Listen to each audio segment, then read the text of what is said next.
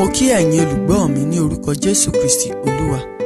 Bó tilẹ̀ ṣe pé ọ̀rọ̀ òtítọ́ sọnù nínú ayé lónìí, ṣùgbọ́n Ọlọ́run ti mú ọ̀rọ̀ òtítọ́ rẹ̀ súnmọ́ àwọn ènìyàn láti ẹnu ikọ̀ àti ìríjú Ọlọ́run alààyè Evangelist Babátúndé Samuel. Tẹ́tí gbọ́ kí o sì di alábùkún fún ní orúkọ Jésù Kristi. Mo kí wa káàbọ̀ lẹ́ẹ̀kan sí síwájú Ọlọ́run àwọn ọmọ ogun. Ẹsẹ̀ ọ̀rọ̀ Ọlọ́run tá ó gbé yẹ̀wò fún wàásù tòní la ó rí nínú ìwé Kọ́ríńtì kìíní orí 7 láti ẹsẹ̀ 29 sí 31. Ṣùgbọ́n èyí ni mo wí, ará, pé kúkúrú lé àkókò láti ìsinsìnyí lọ, pé kí àwọn tí ó lé aya kí ó dàbí ẹni pé wọn kò ní rí, àti àwọn tí ń sọkún bí ẹni pé wọn kò sọkún rí, àti àwọn tí ń yọ̀ bí ẹni pé wọn kò yọ̀ rí, àti àwọn tí ń rà bí ẹni pé wọn kò rà rí, àti àwọn tí ń lo ohun ayé yìí bí ẹni tí kò ṣàṣejù, nítorí àṣà ayé yìí ń kọjá lọ. Mo bá wa sọ̀rọ̀ lónìí lórí kúkúrú ní ìgbà àti àkókò tí a ní. Kúkúrú ní ìgbà àti àkókò tá a ní. Mo fẹ́ ká mọ̀ pé irú àkókò bíi eléyìí tá a wà yìí, nínú rẹ̀ yìí, ó jẹ́ àkókò tí kò yẹ kó jẹ́ ìyàlẹ́nu fún wa rárá, tàbí ohun kan tí a ó mọ mi ọkàn lé lórí. Àkókò tí a wà yìí jẹ́ àkókò tí kò yẹ ká ṣẹ̀ mọ́ ronú tàbí banújẹ́ lé lórí. Ó yẹ kó jẹ́ àkókò tí a ó túbọ̀ múra sí eré ìje ìgbàgbọ́ ni. Yorùbá bọ̀ wọ́n pòwe, wọ́n ní lówelówe là ń lùlù agídígbò, ọlọ́gbọ́n ló lè yé, ọ̀mọ̀ràn sí ló lè mọ ìdí ẹ̀. So nítorí náà, gẹ́gẹ́ bí ọmọ Ọlọ́run, ǹjẹ́ ìrìn àjò ayé rẹ ó rí bó ṣe yẹ kó rí níwájú Ọlọ́run lákòókò yìí? Kúkúrú ní ìgbà àti àkókò. Ó ṣeni láàánú pé òpè ní ọ̀pọ̀lọpọ̀ tó pe rẹ̀ ní onígbàgbọ́ lákòókò yìí. Kìrìsìtẹ́nì alárìíyá ló kù tá a ní nígboro báyìí. Àwọn kìrìsìtẹ́nì amúlùúdùn ló kù tí a ní nígboro báyìí. Àwọn kìrìsìtẹ́nì tó yẹ kù fún ló kù tá a ní nígboro báyìí. Nítorí náà, ìwọ tó ń gbọ́ mi, tó wà níwájú mi, tó sì ń wò mí, ṣé kìrìsìtẹ́nì ọlọ́gbọ́n ni ọ́? Ẹ jẹ́ ká rántí ọ̀rọ̀ Jésù olùgbàlà nínú ìwé Mátíù orí 25. Nígbà tó sọ̀rọ̀ nípa àwọn wúńdíá 10, Jésù wípé 5 jẹ́ ọlọ́gbọ́n, àwọn 5 yòókù wọ́n jẹ́ òmùgọ̀ àti aṣiwèrè. Ìjà mọ̀ pé kìrìsìtẹ́nì jọ ni wọ́n, ìgbàlà kan náà jọ ní, ìjáwọ́ kan náà jọ ṣe, ìrìn àjò papọ̀ kan náà jọ rìn. Ṣùgbọ́n nínú ìrìn àjò yìí, àwọn kan jẹ́ ọlọ́gbọ́n, nínú ìrìn àjò yìí, àwọn kan sì jẹ́ aṣiwèrè. Ó ṣe láàánú pé òmùgọ̀ kìrìsìtẹ́nì ló pọ̀ jù lónìí, tí ò lóye ìgbà àti àkókò tá a wà nínú rẹ̀. Bíbélì sọ fún wa nínú ìwé Kíróníkù kìíní orí 12 ẹsẹ̀ 32, àti nínú àwọn ọmọ Ísákárì tí ó ní òye àkókò láti mọ ohun tí Ísírẹ́lì bá máa ṣe. A rí i pé nínú ẹ̀yà 12 Ísírẹ́lì, ìran yìí dá yàtọ̀. Ìran yìí jẹ́ ìran tí òye yé. Ọlọ́run sọ fún àwọn ọmọ Ísírẹ́lì, ó ní àwọn wọ̀nyí ìbá gbọ́n kí wọ́n sì lóye, wọn ò bá ro gbẹ̀yìn wọn. Ìjẹ́ mọ̀ pé òpèlè ọ̀pọ̀lọpọ̀ fi ní ìrìn àjò ìgbàgbọ́ rẹ̀ nírú àkókò bíi eléyìí tá a wà yìí. Kúkúrú nígbà tí àkókò tí a ní, àkókò tá a ní kì í ṣe àkókò wẹ̀jẹ̀wẹ̀mú. Ẹ gbọ́ bí Pọ́ọ̀lù ti sọ̀rọ̀ fún àwọn ìjọ Kọ́ríńtì. Ó ní jẹ́ kí ẹni tó láya kó ṣe bí ẹni tí kò ní rí. Kẹ́ni tó wà nínú ìbànújẹ́ tiẹ̀ ṣe bí àpọ́n ò sínú ìbànújẹ́. Kí ẹni tó ń yọ̀ ṣe bí àpọ́n ò tiẹ̀ ní ayọ̀ rí. Kí ló ń gbìyànjú àti sọ fún wọn? Òun ni pé torí pé kúkúrú ní àkókò, kí a má ṣe jẹ́ kí ohunkóhun jẹ́ ìdíwọ́ fún wa. Ìbá ṣe pé inú ayọ̀ la wà, kí a má ṣe jẹ́ kí ayọ̀ jẹ́ ìdíwọ́ fún wa. Ìbá ṣe pé inú ìbànújẹ́ ìṣòro la wà, kí a má ṣe jẹ́ kí ìbànújẹ́ ìṣòro wa jẹ́ ìdíwọ́ fún wa. Bá a bá wá lówó lọ́wọ́, kí a má ṣe jẹ́ kí owó yìí jẹ́ ìdíwọ́ fún wa. Torí pé kí ni, àkókò yìí jẹ́ àkókò tó yẹ ká múra ká sì gbáradì fún ilé. Àkókò yìí jẹ́ àkókò tó yẹ ká múra ká gbáradì fún ìpadàbọ̀ Jésù. Ó ṣe ní láàánú pé ọ̀pọ̀ ti gbàgbé ilé, ọ̀pọ̀ arìnrìn àjò sọ́run ò rántí ilé mọ́. Bó sì ti wù kájọ ó dùn tó, ó padà sílé lọ́jọ́ kan. Ọjọ́ tí ó kàn mí la ò mọ̀. Àti wípé dídé Olúwa fẹ́rẹ̀ dé. Kristi ń bọ̀ láwọ̀ sánmọ̀. Ọ̀pọ̀lọpọ̀ àwọn tí Ọlọ́run fi ìran ọ̀run hàn lákòókò yìí láìpẹ́ ìnílọ́lọ́ yìí, wọ́n sọ pé bí Olúwa ṣe fi ìran yẹn hàn àwọn, wípé àwọn tó máa bá ìgbàsókè lọ kékeré ni wọ́n. Síbi ọ̀pọ̀lọpọ̀ ń gbọ́, a sì ń kọtí ikún sí i, a sì rò pa ń lọ́run. Àtúnṣe wà nílẹ̀ tó yẹ kó ṣe, ò jára máa ti ṣe. Ìrìn àjò mìíràn wà níbẹ̀ tó yẹ kó jígìrì àti ṣe, ò jígìrì mọ́, ò káràmásìkí mọ́. Pọ́ọ̀lù ń sọ fún ìjọ Kọ́ríńtì pé àkókò yìí ṣàkókò tá à ń sáré àti níyàwó. Ṣé àwa ní níyàwó ni? Kì í ṣe pé àní níyàwó, ṣùgbọ́n kì í ṣe àkókò tó yẹ kí ìrònú àti níyàwó tàbí àti lọ́kọ tàbí àti bímọ tàbí àti níṣẹ́ àti rílé kọ́ àti rọ́nà lọ àti nígbéga. Àwọn ìrònú wọ̀nyẹn kò yẹ kó dí wa lọ́wọ́ lákòókò yìí àti gbáradì fún ìpadàbọ̀ Jésù. Kúkúrú ni àkókò. Ẹ wo bí gbogbo ẹ ṣe dorí kodò. Ẹ wo bí ìlú ṣe ń lé. A sì tí ì dáyé aṣòdì sí Kristi. Láyé ìgbà kan gàrí ni oúnjẹ mẹ̀kúnnù. Kò sí nǹkan kan tó jẹ́ oúnjẹ mẹ̀kúnnù mọ́ báyìí. Ọlọ́run nìkan ló lè sustain mẹ̀kúnnù. Ọlọ́run nìkan ló lè gbẹ́mìí mẹ̀kúnnù ró. Ara àwọn tí ń po nǹkan jẹ báyìí. Ara àwọn tí ń pokùnso báyìí. Torí ìlú ti lè kọjá. Sẹ́ẹ̀rí kì í ṣe orílẹ̀-èdè Nàìjíríà nìkan ti burú. Bó o bá travel abroad. Àwọn tó ń lo abroad, ẹlòmíín gbà tó ta gbogbo ohun tó ní tó kọjá síbẹ̀, ẹ̀ẹ̀kún ló ń sun, kò lè padà wálé mọ́. Torí tó bá pàdé ò dẹrùn. Kò síbi tó dẹrùn mọ́ lágbàáyé. Jésù sì sọ fún wa pé ẹ kíyèsí igi ọ̀pọ̀tọ́ pé nígbà tó bá ń rúwé kí ẹ mọ̀ pé ẹ̀rùn kò sí dẹ̀dẹ̀. Ìgbẹ̀rùn ayé òun la wà yìí. Kí ló máa ṣẹlẹ̀ nígbà ẹ̀rùn?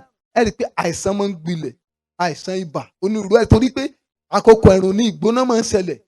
Àkókò ẹ̀rùn ní orú burúkú ó dé. Orú bá dẹ̀ dé oríṣiríṣi àìsàn ní orú ó tú síta. Àkókò ẹ̀rùn ọ̀dá máa ń ṣẹlẹ̀. Àkókò ẹ̀rùn kì í sóúnjẹ torí kò sí ní tẹ́lẹ̀ gbìn tí ó wù, kò sójò mọ́. Kò sí ìtura lákòókò ẹ̀rùn. Gbogbo ó ṣe yiyiyi ni, ọ̀dá ò dá ni. Àkókò ẹ̀rùn ayé la wà yìí. Tí ọ̀dá ń gbogbo, orere gbogbo ti ń dá ayé lọ. Ẹni bá lóye ìgbà àti àkókò yóò mọ̀ pé àkókò kọ́ ni tó ń gbé ìṣòro ayé ń rù mọ́. Bí kò ṣe láti gbáradì fún ìpadàbọ̀ àti ìfarahàn Jésù, ọmọ Ọlọ́run lójijì. Jésù ó ń padà bọ̀ wá fún ìjọ rẹ̀, kì í ṣe fún ìjọ tó lè rí tá à ń kójọ yìí. Ìjọ wo lẹ́tẹ̀ tí ò sí èrí? Ìjọ tó bọ́ lówó èrí ò tó nǹkan. Ẹ wo àpẹẹrẹ ìjọ méje nínú ìwé Ìfihàn orí kejì àti orí kẹta. Ìjọ méje péré nínú ìjọ méje ló kó gòjà, ìjọ Philadelphia àti ìjọ Smyrna. Ìjọ yìí nìkan ló kó gòjà. Ìjọ yìí nìkan ni ò lè rí. Wọ́n wà nínú ìpọ́njú tó le, wọ́n wà nínú ìṣòro tó le, ṣùgbọ́n ìṣòro wọn, ìpọ́njú wọn kò jẹ́ ìdíwọ́ fún wọn àti mú ara wọn sílẹ̀ fún ìfarahàn Olúwa. Ìjọ múra sílẹ̀ báyìí. Ìwé Genesis orí 30, Jacob wípé ní ọjọ́ wo lèmi yóò pèsè fún ilé mi. Ayé ti dógbó, so múra àjò láyé o. Bíbá Jésù kù sílẹ̀ rẹ̀, aago ìgbàlà sì ń dún kan gbáko gbábà fẹ́ni tó bá fẹ́ ni. Ṣùgbọ́n tó bá ti mọ́wọ́ dúró tí ìpè dún, yóò ṣe ní láàánú. Mo dẹ̀ ń sọ gẹ́gẹ́ kan. Mo ní sẹ́rí àkókò tàwa ẹ̀, àwọn yóò tí ì rí ìyàn àtọ̀. Ìyàn wo ló ti ṣẹlẹ̀ báyìí? Ebi wo ló ti mọ pàlú báyìí?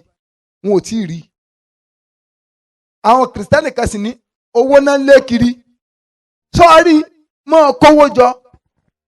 Pípé bá dún tọ̀ lọ, ọmọ pọ̀ ṣàṣedànù. Torí owó tó kójọ tó wà ní báńkì yẹn ọ̀ ní lẹ́tọ̀ọ́ sí mọ́. Ìjọba sòdì sí Kristi ó gbẹ́sẹ̀ lé. In tó lè mú ọ lẹ́tọ̀ọ́ sí ni pé kọ́ ọ gbà mí síwájú orí ẹ̀ tàbí ọwọ́ ọ̀tún ẹ̀. Ọba sì ti gbà mí tiẹ̀ tán nìyẹn. Pọ́ọ̀lù ń bá àwọn Kọ́ríńtì sọ̀rọ̀ pé kí wọ́n má ṣe sùn.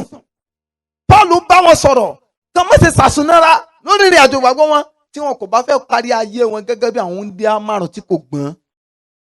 Àwọn tí wọ́n pé nígbà tí Olúwa wọn dé, ojú ọ̀run ló ti bá wọn. Ìjọba pé nígbà tí Jésù bá máa dé, ìdí ẹmu ni ó ti bẹ́ lòmíì. ṣe ara àwọn tí Jésù bá ń di ẹmu yẹn wọ́n ń ṣe aláìgbàgbọ́ kìrìsìtẹ́nì ni o. Torí pé ọ̀pọ̀lọpọ̀ kìrìsìtẹ́nì ló ti padà sí ohun tó kọ̀ ọ́ lẹ̀. Ohun tí Jésù ti gbàdànù lọ́wọ́ rẹ̀ ní Kámfárì, Èṣù ti fàrékèrèkè padà sí lọ́wọ́. Kò sẹ́ni tó fẹ́ ṣègbàgbọ́ tó le mọ́. Torí pé kò sẹ́ni bọ́dì tó fẹ́ dojúkọ inú níbí ni. Gbogbo wa là ń sá fún inú níbí ni. Kò sẹ́ni tó fẹ́ kó kórìíra òun. Jésù sì wí pé a ó kórìíra yín nítorí orúkọ mi nínú ayé. Ó lè má ṣe fẹ́ràn ayé àtọkùnkùn tó wà nínú ayé. Àwọn tó lè la àkókò ìjà ni àwọn tó ṣe tá àti ṣègbàgbọ́ láì wo ohun táyé fẹ́ sọ. Àwọn tó ṣe tá àti tó pẹ̀lú Kristi láì wo yẹ̀yẹ́ táyé ó fi wọ́n ṣe. Àwọn tó ṣe tá àti dúdú sáyé àtún gbogbo táyé lè fún wọn. Onígbàgbọ́ bíi tiẹ̀ náà ní Dẹ́mà. Ìgbà tó gba Jésù lólúwa tó lùgbàlà kò ní lọ́kàn pé òun ní ṣàṣeyọrí. Kò ní lọ́kàn pé òun ní mórí délé. Ṣùgbọ́n nígbà tó parí àjọ ayé ẹ̀ débì kan, Bíbélì wí pé ìfẹ́ ayé sì bẹ̀rẹ̀ sí ní wù lọ́kàn rẹ̀. Ohun àtijọ́ tó kọ̀ ọ́ lẹ̀ ó bẹ̀rẹ̀ sí ní wù. Wọ́n nígbà tó dé Tẹsalóníkà, Pọ́ọ̀lù wí pé ó sì já òun jùlẹ̀. Nítorí pé ó fẹ́ràn ayé ìsinsìn. Sọ́sẹ̀ ń ra ayé ni, ó sú ni lójijì. Ọ̀pọ̀lọpọ̀ ló ti sú nínú ìrìn àjò yìí. Ọ̀pọ̀lọpọ̀ olùṣọ́ àgùntàn ni ò lè sòótọ́ mọ́ nítorí nǹkan fẹ́ jẹ. Ẹ já lọ sínú ìwé Tẹsalóníkà. Tẹsalóníkà kìíní orí 5. Ṣùgbọ́n ní ti àkókò àti ìgbà wọn ni ará, ẹ̀yin kò tún fẹ́ kí a kọ ohunkóhun sí yín. Ẹ gbọ́ ọ̀rọ̀ tí Pọ́ọ̀lù sọ níbí. Pọ́ọ̀lù ń bá ìjọ ẹ̀mí sọ̀rọ̀, ìjọ tó wà ní ìgbáradì. Ìjọ tí òye àkókò ń tán wà tó yé. Ìjọ tí kò nílò kẹ́nìkan ṣe wàásù sí mọ́ kóńgá tó mọ tó ń ṣe. Ẹ rí i pé bó ṣe bá àwọn ìjọ sọ̀rọ̀, ó yàtọ̀ sí bó ṣe tún bá ìjọ Kọ́ríńtì sọ̀rọ̀ nípa ìgbà àtàkókò. Ìgbà àtàkókò, ó sọ fún àwọn Kọ́ríńtì, ó ní ará kí ẹ̀yin kó mọ̀, ó sì rán wọn létí pé kúkúrú ni ìgbà tí àkókò kì í ṣe ìsìn ọ̀rọ̀ àlọ́kọ̀ àbímọ àníṣẹ́ lọ́wọ́ kọ́ lókù tá a mọ̀ gbèrú. Kì í ṣe pàní níṣẹ́, kì í ṣe pàní lọ́mọ, kì í ṣe pàní lọ́kọ, kì í ṣe pàní láya, ṣùgbọ́n kì í ṣe yẹn lókù tí a ó wá sọ di bàbàrà lọ́kàn wa ju ìmúrasílẹ̀ fún ìpadàbọ̀ Jésù lọ. Ó ṣe ìrànjọ Kọ́ríńtì létí ni. Ṣùgbọ́n nígbà tó ń bá ìjọ tó wà ní Tẹsalóníà sọ̀rọ̀, ó sọ fún wọn, ó ní ẹ̀yin kò kúkú nílò kí iṣẹ́ mọ́ rán yín létí torí pé ẹ̀yin mọ̀ nípa ìgbà àti àkókò tẹ́yin wà nínú rẹ̀. Pọ́ọ̀lù ń kọ̀wé sí wọn nítorí pé òye àkókò táwọn wọ̀nyí wà ó yé wọn. Ihun tó ń ṣẹlẹ̀ láyìíká wọn kò ṣàjòjì sí wọn. Wọ́n ní ẹ̀kúnrẹ́rẹ́ iye pé Bíbélì ti sọ fún wa tẹ́lẹ̀ tì. So Pọ́ọ̀lù wá sọ fún wọn pé ẹ̀yin ò kúkú nílò kí ìṣẹ̀tún kọ̀wé sí yín mọ́ láti pé kí n máa rán yín létí irú àkókò tẹ́ wà nínú rẹ̀. Torí pé àkókò tó léwu gidi ni. Àkókò jẹ́ àkókò tó jẹ́ pé ẹni síwájú ti ń dẹni ẹ̀yìn báyìí. Yóò yà wá lẹ́nu pé tá bá dọ̀run, ọ̀pọ̀lọpọ̀ àwọn tó lórúkọ láyé tá a mọ̀ ní òní síbẹ̀. Yóò yà wá lẹ́nu pé tá bá dọ̀run, ọ̀pọ̀lọpọ̀ àwọn tá a gbàgbọ́ pé wọ́n sinmi lókè àyà Jésù ni wọ́n jóná nínú náà. Nítorí àṣìṣe tí wọ́n dá yàgò mọ́lẹ̀ tí wọ́n fi kú tẹ́nikẹ́ni ò lè mọ̀ sí. And that's the reason why mi ò lè jẹ́rìí bí òkú o. Mo mọ tó ń sì kọ̀kọ̀ rẹ ṣe. Nísìnyí, àkókò ewu la wà tó jẹ́ pé tí ìbáṣepọ̀ Ọlọ́run bá tú àṣírí èèyàn fún yín, ìjáfáfá làwọn èèyàn fi ń bo ẹ̀ṣẹ̀ wọn mọ́lẹ̀. Ẹ̀rín tó yàyà làwọn èèyàn fi ń bo ìwà ẹbí wọn mọ́lẹ̀. Ẹni bọ́ wọn bẹ́ẹ̀, wọn ò dẹ̀ lẹ́rìí tó dá níwájú Ọlọ́run. Wájú ènìyàn ni wọ́n sà ti fẹ́ dá, wọn ò kọ̀ọ̀rú èèyàn táwọn ó jẹ níwájú Ọlọ́run. Verse 2, nítorí pé ẹ̀yin tìkára yín mọ̀ dájú pé ọjọ́ Olúwa ń bọ̀ wá gẹ́gẹ́ bí olè lóru. Pọ́ọ̀lù sọ fún wọn pé nítorí pé ẹ̀yin tìkára yín mọ̀ dájú pé ọjọ́ Olúwa ti kí ni bọ̀ bí olè lóru. Torí náà mo mọ̀ dájú pé ẹ̀yin múra kalẹ̀ lọ́jọ́jọ́. Nígbà tí wọ́n bá wí pé àlàáfíà àti àìléwu, nígbà náà ní ìparun òjijì yóò dé sórí wọn gẹ́gẹ́ bí ìrọbí lórí obìnrin tí ó lóyún, wọn kì yóò sì lè sálà. Ṣẹ́rí báyẹn, ibi ń dúró dayé o. Bẹ́ẹ̀ ni ibi ń dúró de gbogbo ìjọ tí kò sínú Olúwa bó ṣe yẹ kán wà ní Olúwa. Àkókò ìkọlà nítorí ṣọ́ọ̀ṣì kan kù, ṣọ́ọ̀ṣì ọba ń lọ tí ò síta ní lórí gbó lórí bọ́ọ̀sì dọ́run ọ̀bẹ́sẹ̀ sọ̀rọ̀. Àwọn kan sọ pé there is no perfect church. Mo gbà bó sì túgbà. Ìjọ tí n bá lọ tí ò bá ti fọ̀run hàn mí, it's not a church I can stay because mi ní jẹ́ kéèyàn fi ayé mi tí mo wálẹ̀ kan yìí kò fi tàkádì. ẹ̀ka làwọn yé àìwá lẹ́ẹ̀mejì ẹ̀mí yá ọmọ ìjọ tí a ṣépè fún pásítọ̀ Ọlọ́run àpáàdì báyìí. ẹ wá sọ fún mi pé pásítọ̀ tí ò bá sóòótọ́ kí n jòkó sábẹ́ rẹ̀ I should still be loyal my foot. ọ̀run gan ò rẹ́rìn lórí ipò tí ayé wà, ọ̀run kárí sọ lórí ipò tí ìjọ Ọlọ́run wà, torí pé ìjọ tó yẹ kó tàn mọ́lẹ̀ fáyé ti dòkùnkùn, òkùnkùn everywhere nínú church. Iṣẹ́ àti ìwà òkùnkùn wá pọ̀ lọ́wọ́ àwọn ọmọ ìjọ lọ́rùn náà bí dùn. Tábà lọ wo ẹsẹ̀ 6. Nítorí náà ẹ má ṣe jẹ́ kí a sùn bí àwọn ìyókù ti ń ṣe ṣẹ́túbọ̀. Ṣùgbọ́n ẹ jẹ́ kí a máa ṣọ́nà kí a sì máa wà ní àìrékọjá. Ìtumọ̀ ni pé má jẹ́ kí ìdojúkọ rẹ, ìṣòro rẹ, wàhálà rẹ, ohun tó ń wá, ohun tó ń fẹ́ kó mú ọ rí òfin Ọlọ́run kọjá. Kó mú ọ gbàgbé pé ò ń lọ sí ìjọba Ọlọ́run. Jésù wípé tètè mọ́lẹ̀ pa ìjọba Ọlọ́run náà àti òdodo rẹ̀, gbogbo tó kọ́ àfikún fún yín. Dandan kọ́ ni ohun gbogbo nínú ayé, ohun tó bá ṣe é ṣe ni fẹ́ni tó bá lọ sí ìjọba ọ̀run. Kì í ṣe gbogbo àdúrà tó gbà ni ó gbà kó tó kò láyé. Ibi tó yẹ kó o dùn pé kó o mọ̀ sọnù òun láyérayé, òun níjọba Ọlọ́run, torí pé when you miss heaven you can't miss hell. Tó o bá sọ ìjọba ọ̀run nù o lè sọ ọ̀run àpáàdì nù. Tó o bá mórí wọ ìjọba Ọlọ́run o lè mórí bọ́ lọ́wọ́ iná. Tó o bá ṣègbàgbọ́ dójú àmì nínú ayé o lè rìnrìn kọjá. Ibi tó dẹ̀ dé yìí, tó o bá fẹ́ dúró lórí ìgbàgbọ́ tó yí èkóró, ayé dojú náà kọ́. Tó o bá wá ń sá fún ìdojúkọ àti ìgbóguntì lọ́wọ́ ènìyàn, rántí pé ọ̀run àpáàdì ṣetán àti gbé ọmọ. Àti wà lákòókò tó yẹ pé àwọn oníwàásù fẹ́ ta àwọn ọmọ ìjọ wọn lẹ̀ mọ́. Àwọn ọmọ ìjọ ló ń darí ìjọ, kìí ṣe pásítọ̀ mọ́. Ìdarí ìjọ ọwọ́ àwọn ọmọ ìjọ ló wà. Verse 7, nítorí àwọn tí ń sùn a máa sùn lí òru, àti àwọn tí ń mọtí para a máa mọtí para lí òru. Àwọn kìrìsìtẹ́nì kan ní Paul sọ fún àwọn Tẹsalóníkà, ẹ má ṣe jẹ́ ká sùn bí àwọn kan ti kí ni o, bí àwọn kan ti sùn tí wọn ò lóye irú ìgbà tí àkókò tá wà nínú rẹ̀. Àkókò tá wà jẹ́ àkókò tí afẹ́fẹ́ kò dín fẹ́ kiri. Àwọn wòlíì èké ti kọ́ta, Bíbélì òfin wá sọ́kùnkùn nípa rẹ̀. Jésù ti kára rẹ̀ gan sọ, ó ní yóò ṣe ní ìgbà ìkẹyìn. Ó ní irú wòlíì èké ní ó dìde tí wọ́n mọ̀ pé àwọn ní ẹni ìfàmìrúyàn. Ó ní wọ́n sì tàn ọ̀pọ̀lọpọ̀ jẹ. Jésù tilẹ̀ sọ débi kan, ó ní bí àwọn àyànfẹ́ pápá ò bá múra, a ó tàn wọ́n jẹ. Kúkúrú ilé àkókò tá wà níbẹ̀. Irú àkókò bíi irú eléyìí kì í ṣe àkókò àríyá, kì í ṣe àkókò ijó, kì í ṣe àkókò tá a máa sọ iná, tá a máa sọ ìnáwó kiri, tá a bá yẹn lọ ṣe ìnáwó kiri. Mi sọ pé kéèyàn bá yẹn ṣe ìnáwó, bọ̀ sóró ń gbogbo tí ó bá kó sínú gbèsè tí ò necessary yá a sá fún un. Tó bá ṣe pé agbára energy táwọn èèyàn fi ń wá owó náà fi ń wá Ọlọ́run, ìpè ó ti dún. Tó bá ṣe pé bá a ṣe fẹ́ràn owó la fẹ́ Jésù, ìpè ó ti dún bí ìjọ ló ń dá Jésù dúró, kò sí nǹkan kan. Ìgbà àtàkókò tó wà nínú rẹ̀ yìí, ó jẹ́ ìgbà àtàkókò tó léwu gidi gan, tí àwọn ẹni tó dúró ṣinṣin ti ń ṣubú. Bíbélì wípé àwọn alágbára ń ṣubú, ohun ìjà wọn sì ń ṣègbé. Àwọn kan tẹ́ pé àwọn tá dúró fún nígbà kan, wọn ò dúró fún tá dúró fún mọ́ lónìí, nítorí àti tẹ́ ayé lọ́rùn àti nítorí tá ń wá lọ́wọ́ ayé. Ẹ má ṣe fẹ́ràn ayé àti gbogbo tó wà nínú ayé. Bí ẹnikẹ́ni bá fẹ́ràn ayé, ìfẹ́ tí bàbá kò sí ní ọkàn rẹ̀. Kúkúrú nígbà àtàkókò, Sátánì dẹ̀ múra ṣiṣẹ́. Ẹ wọ aṣọ káṣọ ṣe dé tà báyìí. Àwọn aṣọ táwọn èèyàn lè wọ̀ lọ ṣọ́ọ̀ṣì nígbà kan nísìn, ó ti wá di táwọn èèyàn gẹ́tù fi mínísítà lórí pẹpẹ. Àwọn orí burúkú tí kìrìsìtẹ́nì ò lè kọ nígbà kan, ó ti wá dún tí láwọn fi ń yí Ọlọ́run sí ṣọ́ọ̀ṣì lónìí. Orin kórin nínú ṣọ́ọ̀ṣì, aṣọ káṣọ nínú ṣọ́ọ̀ṣì. Àwọn tó pẹ̀lú àwọn olórin ẹ̀mí lónìí, orúkọ náà ń tà. Wọn ò sí fún Jésù. Oníkátàkárà ni wọ́n, tó jẹ́ pé kọ́sítọ́mà náà ń tẹ́ lọ́rùn.